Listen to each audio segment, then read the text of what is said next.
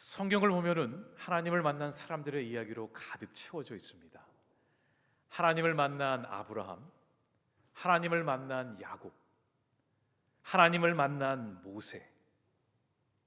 우리는 그런 이야기들을 들으면서 이런 질문이 떠오릅니다. 하나님을 만난다는 것이 무슨 뜻일까?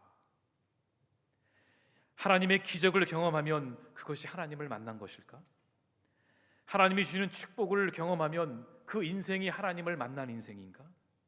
아니면 하나님에 대한 지식이 많이 있으면 그것이 하나님을 만나는 것인가? 여러분도 신앙생활을 하면서 내가 정말 하나님을 만났을까? 만난 것 같기도 하고 아닌 것 같기도 하고, 옛날엔 만난 것 같은데 지금은 아닌 것 같기도 하고, 이런 질문들이 우리에게 찾아오는 것은 당연할지도 모르겠습니다.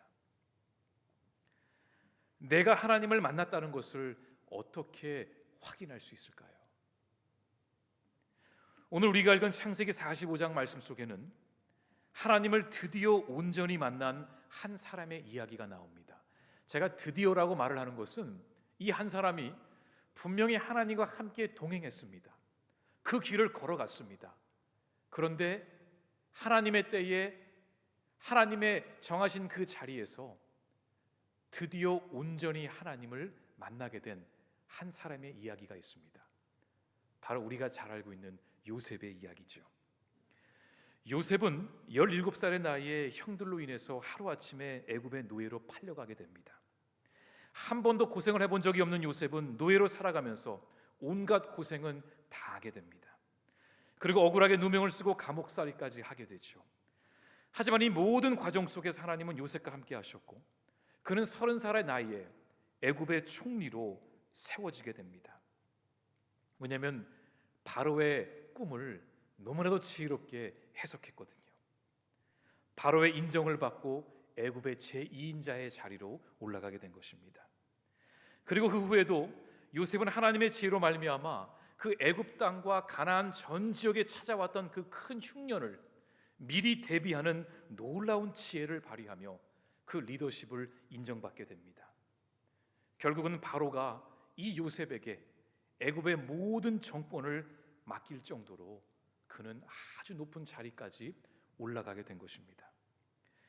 바로 그때 아직도 흉년이 계속 있었을 때에 가나안의 한 지역에서 여러 명의 사람들이 요셉을 찾아옵니다. 이들은 먹을 것을 사기 위해서 멀리 가나안 땅에서 은과 금과 보석들을 가지고 이 애굽에 와서 애굽의 총리에게 곡식을 좀 달라고 애원하기 위해 찾아왔던 사람들이었습니다. 이들은 감히 대애굽의 총리 앞에서 얼굴도 들지 못하고 그냥 엎드려만 있었는데 요셉은 그들을 보자마자 단번에 알아본 것입니다. 바로 20년 전에 자기를 애굽의 노예로 팔았던 그 이복 형들이었던 것입니다. 20년이 넘는 긴 세월이 흘렀지만 요셉이 어찌 그 형들을 잊을 수 있겠습니까? 하지만 형들은 이 요셉을 전혀 알아보지 못했습니다.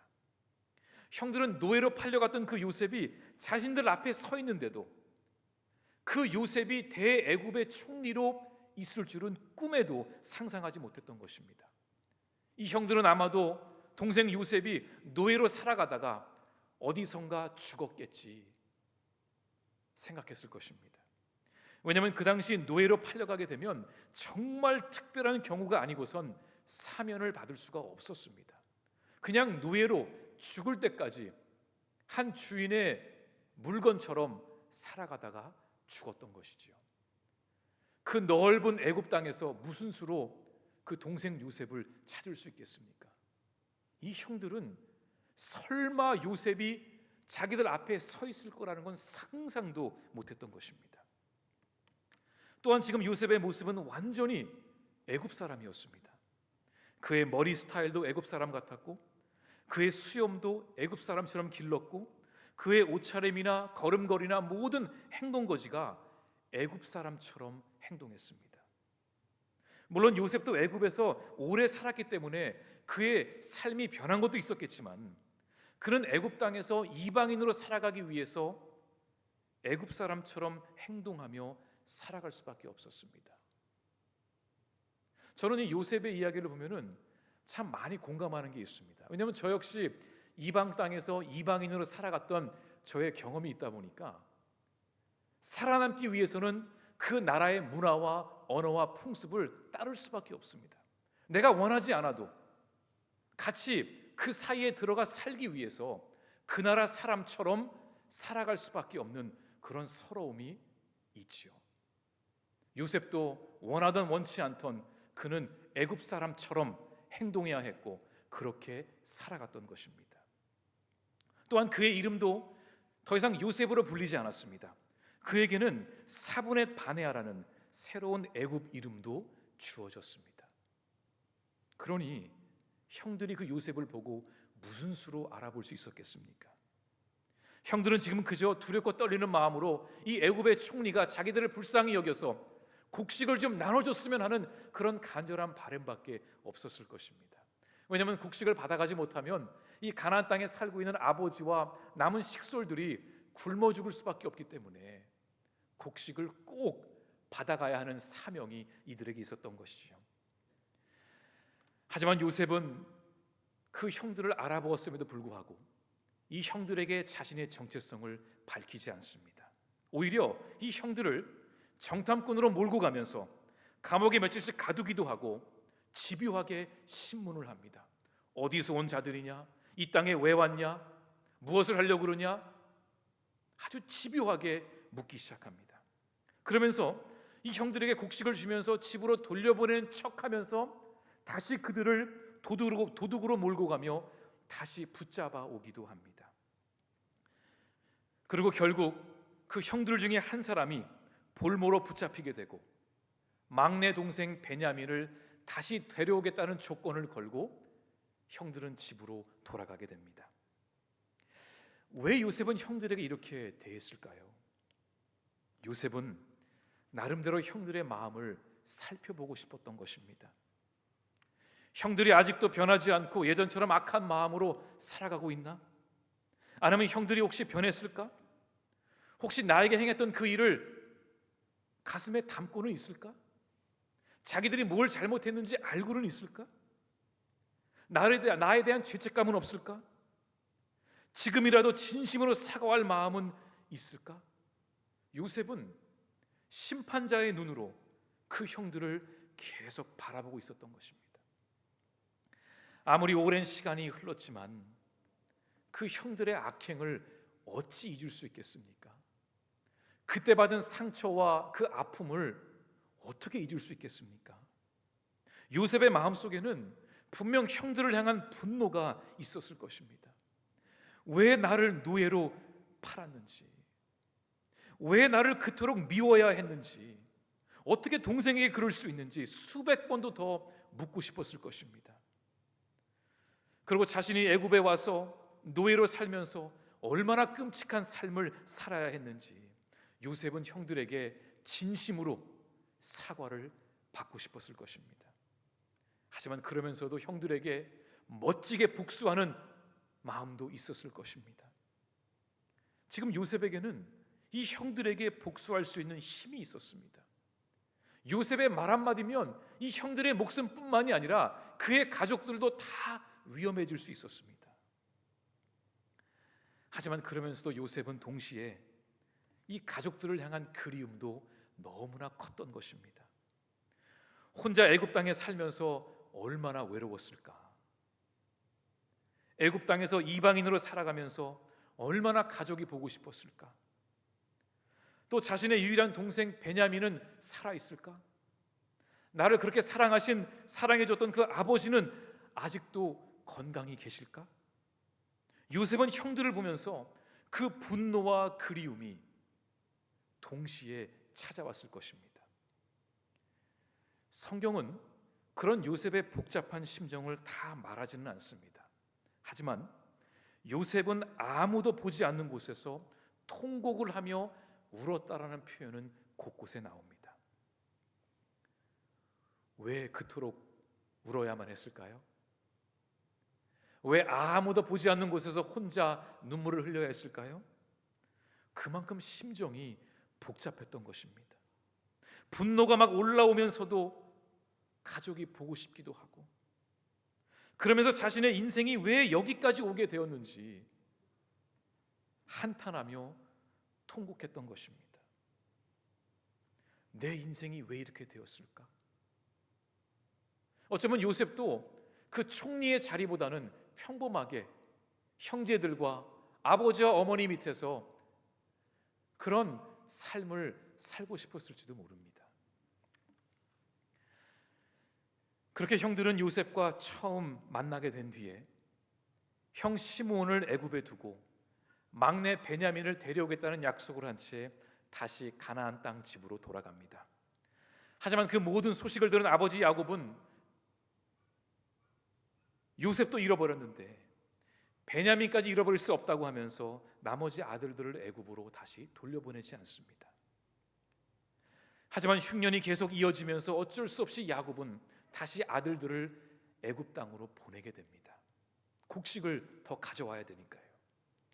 그렇게 형들은 베냐민을 데리고 요셉을 찾아가게 되고, 그 12명의 형제들은 한 자리에 모이게 됩니다. 그리고 형들과의 만남 속에서 요셉은 형들이 진심으로 변화가 되었음을 알게 됩니다. 자신들도 동생 요셉에게 한 일을 기억하고 있었으며 아버지와 막내 베냐민의 목숨을 지키기 위해서 그들의 목숨까지 내놓을 수 있는 그런 희생하는 마음을 보면서 요셉은 더 이상 자신의 감정을 억제하지 못합니다. 그러면서 형들에게 자신의 정체를 밝힙니다. 그게 오늘 본문 1절에서 3절까지의 말씀입니다. 우리 함께 읽겠습니다. 요셉이 시종하는 자들 앞에서 그 정을 억제하지 못하여 소리질러 모든 사람을 자기에게서 물러가라 하고 그 형제들에게 자기를 알리니 그때 그와 함께한 다른 사람이 없었더라. 요셉이 큰 소리로 우니 애굽 사람에게 들리며 바로의 궁중에 들리더라. 요셉이 그 형들에게 이르되 나는 요셉이라 내 아버지께서 아직 살아계시니까 형들이 그 앞에서 놀라서 대답하지 못하더라. 요셉은 자신의 정체를 밝히기 위해 주변에 있던 모든 하인들을 다 돌려보냅니다. 다 나가게 하고 형들만 남게 합니다. 그리고 그 자리에서 통곡을 하기 시작합니다. 지금까지 한 번도 형들 앞에서 눈물을 보인 적이 없었습니다. 근데 지금 이 순간에는 그 형들이 보는 앞에서 통곡을 하기 시작합니다. 그러면서 형들에게 말합니다. 형님들, 내가 바로 요셉입니다. 형님들 가까이 오십시오. 내 얼굴을 자세히 보십시오. 내가 바로 당신들이 애굽에 판 그 동생 요셉입니다. 그러니까 형들이 그 자리에서 놀라서 아무 말도 하지 못해요. 얼마나 깜짝 놀랐을까요? 믿겨지지 않는 일들이 벌어진 것입니다. 어떻게 그 요셉이 애굽의 총리가 될 수 있단 말인가? 그런데 그러고 보니까 그동안 요셉을 만나면서 그 요셉이 그 형들을 신문했을 때에 요셉이 너무나도 그 형들의 가정을 알고 있는 거예요. 아버지는 어떠시냐? 그 자리에 없었던 막내 동생은 어떻게 지내냐? 이 형들도 그 요셉과의 대화 속에서 속으로 야, 이상하다. 이 애굽의 총리가 어떻게 우리의 가정사를 이렇게 잘 알고 물어보지? 그런 의문점들이 있었던 거죠. 그러다가 요셉이 나를 가까이 보라고 하니까 가만히 그 얼굴을 들여다보니까 생김새와 그 행색은 애굽 사람처럼 생겼지만 그 얼굴을 가만히 보니 오래전에 알고 지냈던 요셉의 얼굴이 보이기 시작한 것입니다. 이게 무슨 하늘의 장난인가 싶었을 것입니다.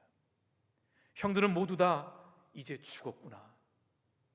우리는 끝이구나. 그러면서 홀로 남아 계신 그 아버지를 많이 생각했을 것입니다. 그런데 그때 이 요셉이 놀라운 고백을 합니다. 오늘 5절 말씀에 보니까 요셉이 이렇게 말합니다. 당신들이 나를 이곳에 팔았다고 해서 근심하지 마소서 한탄하지 마소서. 하나님이 생명을 구원하시려고 나를 당신들보다 먼저 보내셨나이다.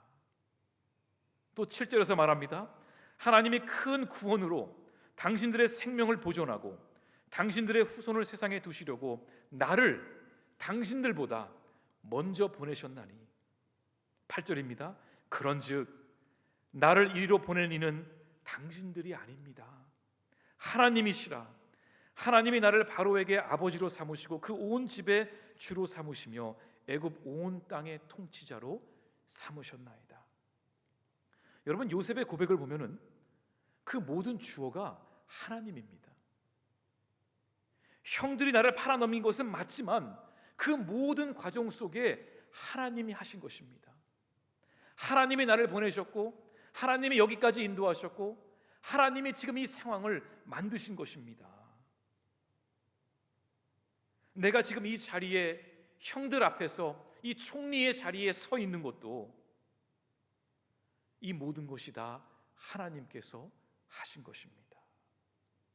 그런데 여러분, 요셉이 지금 자신을 죽이려고 했던 그 형들 앞에서 드디어 복수할 기회가 생겼는데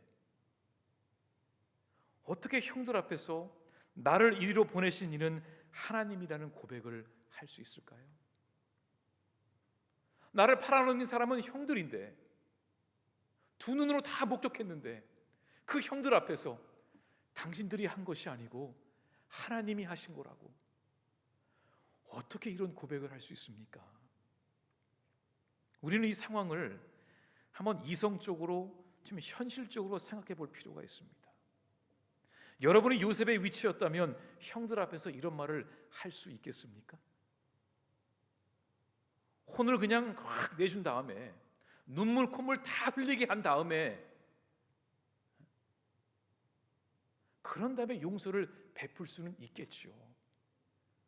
평생 자책하며 살게 할 수도 있죠. 목숨만은 살려줄 수 있겠죠. 한 가족이었으니까. 근데 어떻게 요셉이 이런 말을 할 수가 있죠? 요셉이 형들보다 더 높은 위치에 있으니까, 더 나은 상황에 있으니까 너그러워져서 이런 말을 할 수 있었을까요? 그건 아닙니다. 요셉도 저와 여러분처럼 똑같은 한 사람입니다. 지금 요셉은 정말로 이 모든 것이 하나님이 하셨음을 깨닫고 형들에게 하나님의 역사하심을 선포하고 있는 것입니다. 여기서 우리는 하나님을 알고 있는 것과 하나님을 만난다는 것은 분명한 차이가 있음을 알게 됩니다. 그동안 요셉은 고난을 통해서 하나님이 누구신지를 분명 알게 되었습니다. 하나님이 자신과 함께 애굽 땅에서 동행하고 계심도 알고 있었습니다.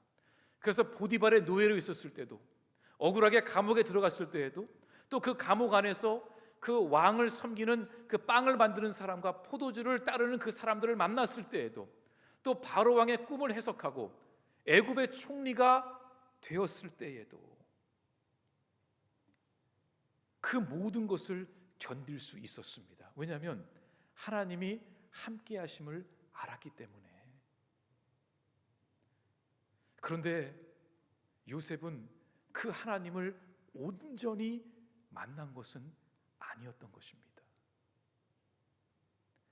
하나님에 대해 알고는 있습니다. 그런데 하나님을 아직 온전히 만나지는 못한 것입니다. 요셉이 홀로 애굽 땅에 살면서 제일로 많이 생각하며 하나님께 물었던 것이 무엇이었을까요? 하나님, 제가 왜 여기까지 오게 됐습니까? 하나님이 저를 왜 여기로 보내셨습니까? 왜 저에게 이런 일이 생겼습니까? 왜 애굽 땅까지? 왜 제가 버림을 받고 제가 왜 이 자리까지 오게 됐습니까?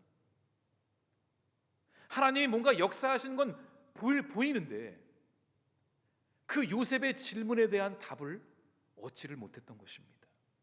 그래서 형들과 20년 만에 다시 만났을 때에도 그 요셉의 마음속에는 분노와 그리움과 원망이 막 뒤섞여 있던 거였어요.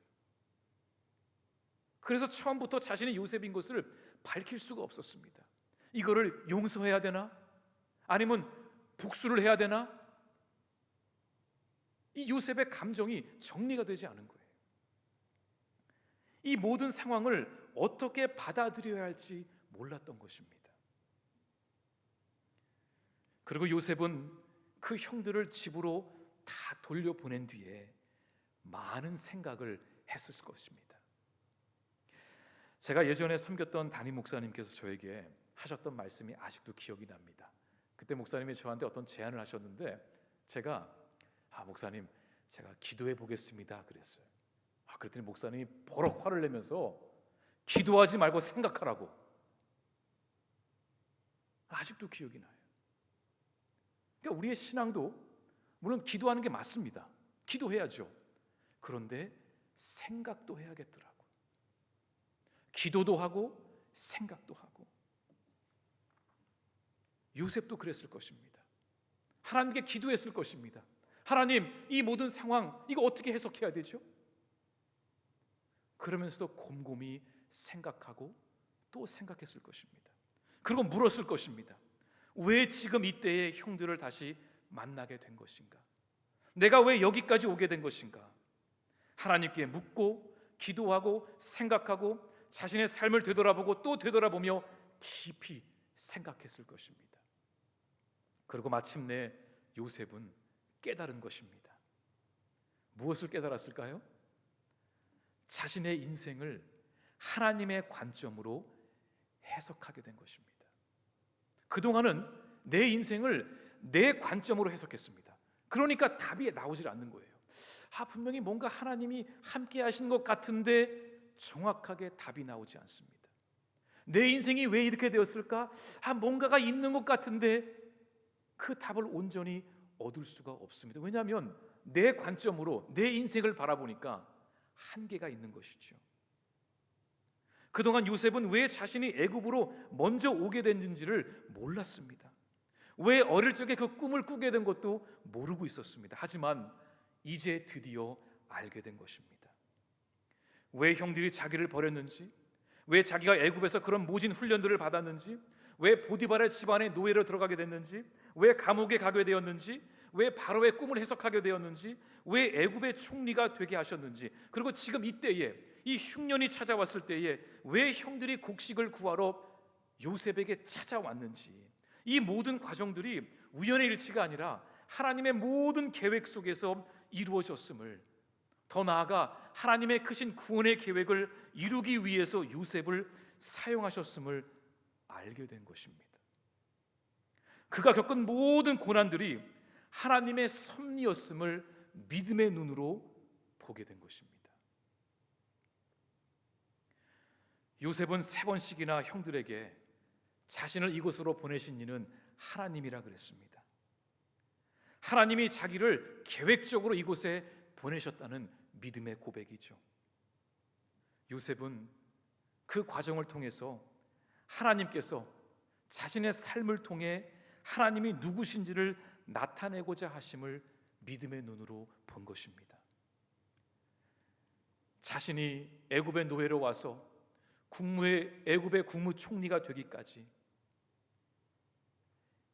약할 때 강함 되시는 하나님의 능력을 나타내시기 위해서 하나님이 부족한 자기를 사용하고 계심을 알게 된 것입니다. 하나님의 영광을 위해서 요셉을 사용하고 계심을 깨달았던 것이죠. 그리고 요셉은 하나님께서 자기를 애굽으로 먼저 보내신 이유가 바로 가족들을 살리기 위함이라는 것을 또 알게 됩니다. 오늘 11절 말씀에 보면 흉년이 아직 5해가 있으니 내가 거기서 아버지를 봉양하리이다. 아버지와 아버지의 가족과 아버지께 속한 모든 사람에게 부족함이 없도록 하겠나이다 하더라고 전하소서. 결국 요셉의 가족은 전부 애굽으로 이민을 오게 됩니다. 그리고 요셉의 가족들로 시작해서 거대한 이스라엘 민족이 탄생하게 되죠. 이것이 하나님의 계획이었던 것입니다. 아브라함 한 사람을 통해서 야곱을 통해서 요셉이 나오게 되고 그 요셉을 통해서 이스라엘 민족이 탄생하게 된 것이죠. 하나님의 크신 그 구원의 역사 속에서 이 요셉이 지금 쓰임 받고 있음을 믿음의 눈으로 본 것입니다. 내 인생 가운데 있는 하나님의 섭리를 깨닫게 되고 나를 향한 하나님의 계획을 알게 되니까 내 인생이 하나님의 말씀으로 해석이 되는 것입니다. 하나님의 관점에서 해석이 되고, 그래서 내가 지금 이곳에 있는 것은 모든 것이 하나님이 하셨음을 깨닫고 믿는 것, 이것이 바로 하나님을 만난 사람의 모습이라는 것입니다. 그래서 요셉도 형들을 향해 가지고 있었던 원망과 불평과 그리고 진노가 하나님의 모든 계획을 알게 되니까 형들을 용서할 수 있었던 거예요. 내 관점으로 보면 도저히 용서할 수 없는 사람이에요. 하지만 하나님의 모든 그 섭리를 믿음의 눈으로 바라보게 되니까 그 형들을 품을 수 있었던 것입니다. 창세기가 끝나는 그 장까지 이 형들은 요셉에게 공개적으로 사과하지 않습니다. 그 모습은 보이지 않습니다. 하지만 그것은 더 이상 요셉에게 중요하지 않았습니다. 왜냐하면 요셉은 이미 깨달았기 때문에, 하나님의 뜻을 알았기 때문에 그 모든 것을 품을 수 있었던 것이지요. 왜냐하면 나를 여기로 보내신 이는 형들이 아니라 하나님이심을 분명히 깨달았기 때문입니다. 여러분, 우리가 하나님을 만난다는 것은 바로 이런 믿음의 눈을 뜨는 것입니다. 내 인생이 하나님의 손에 붙들려 있구나. 이거를 깨닫는 것이 하나님을 온전히 만나게 되는 것입니다. 믿음의 눈을 뜨게 되면 내 삶을 향한 하나님의 섭리가 보이기 시작합니다. 그리고 내일이 기대가 되기 시작합니다. 하나님이 또 역사하시겠구나, 나를 사용하시겠구나. 그러면서 내 인생이 정리되기 시작하는 것입니다. 하나님을 진정으로 만난 사람은 나를 지금까지 인도하신 이는 하나님이심을 믿음으로 고백하는 사람입니다. 이제 제가 창세기를 이제 마무리하면서, 사실은 창세기를 계속 이렇게 함께 나눌 계획은 아니었는데, 저도 이 말씀을 묵상하면서 요셉까지 가야만이 이 창세기가 다 정리가 되겠더라고요. 그래서 창세기를 마무리하면서 제가 여러분께 꼭 드리고 싶은 질문이 있었습니다. 여러분은 이제 남은 인생을 어떻게 살아가고 싶으십니까? 내 힘으로 끝까지 사는 인생을 살고 싶으십니까? 내 힘으로 용서하고, 내 힘으로 품고, 내 힘으로 계획하고, 내 힘으로 내 인생을 막 붙들며 살아가는 그런 삶을 살기를 원하십니까? 아니면 이제 하나님의 시선으로, 하나님의 관점으로 내 인생을 해석함으로 하나님의 섭리 가운데에 확신을 가지고 살아가는 인생을 살고 싶으십니까? 창세기는 그 질문을 우리에게 던지고 있습니다. 이번 한 주 이 말씀을 붙들면서, 하나님, 저의 인생이 하나님의 말씀으로 해석되게 하시고, 이 모든 것이 하나님의 그 놀라운 영혼 구원의 계획 속에 있음을 제가 믿게 하셔서 내일을 두려워하는 것이 아니라 내일을 향한 소망으로 나아가는 믿음의 사람이 되게 해 주십시오. 여러분, 그런 인생 꼭 사셔야 됩니다. 그렇게 살아야 우리의 인생이 하나님의 뜻 가운데 해석이 되는 것입니다. 같이 기도하겠습니다.